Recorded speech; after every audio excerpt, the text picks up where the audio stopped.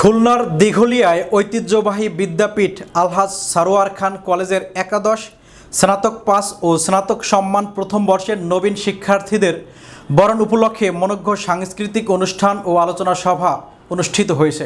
অনুষ্ঠানে কলেজ অধ্যক্ষ প্রফেসর মোহাম্মদ আলতাফ হোসেনের সভাপতিত্বে প্রধান অতিথি হিসেবে উপস্থিত ছিলেন দিঘলিয়া উপজেলা নির্বাহী অফিসার ও কলেজ পরিচালনা পরিষদের সভাপতি আরিফুল ইসলাম। বিশেষ অতিথি ছিলেন কলেজ পরিচালনা পরিষদের বিদ্যুৎসাহী সদস্য ও উপজেলা বিএনপির সভাপতি মোহাম্মদ সাইফুর রহমান। অনুষ্ঠানে অন্যান্যের মধ্যে বক্তব্য রাখেন কলেজের প্রতিষ্ঠাকালীন ভারপ্রাপ্ত অধ্যক্ষ মনিরুল হক বাবুল, সহকারী অধ্যাপক মোহাম্মদ শহীদুল ইসলাম, দিঘলিয়া উপজেলা ছাত্রদলের আহ্বায়ক গাজী মনিরুল ইসলাম সহ অনেকে। আলোচনা সভা শেষে অনুষ্ঠানের অতিথিরা ফুল দিয়ে নবীন শিক্ষার্থীদের বরণ করে নেন।